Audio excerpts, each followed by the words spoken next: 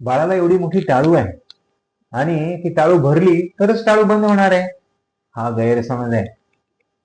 टाळू ही एक नसते, बाळाला पाठीमागे पण अजून एक टाळू असते आणि अशा 2-3 छोट्या छोट्या टाळू पण असतात.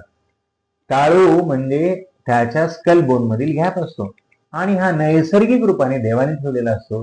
कारण जे वाढणारं मधलं मेंदू आहे, ब्रेन आहे, त्याला सामावून घेण्यासाठी हा ठेवलेला गॅप असतो. याला जबरदस्ती भरण्याची गरज नसते आणि आपण मसाज केल्याने, टाळूवर तेल घातल्याने टाळू भरते, हा फार मोठा गैरसमज आहे. आपण एक टाळू भरतो पण आपल्याला मागे एक टाळू असते हे माहित नाहीये आणि ती टाळू भरण्याचा तर आपण कधी प्रयत्न पण करत नाही. नैसर्गिक रूपाने ती टाळू 1 ते 1.5 महिन्यामध्ये भरून जाते आणि जी वरची टाळू असते ती 6 महिन्यापर्यंत भरते.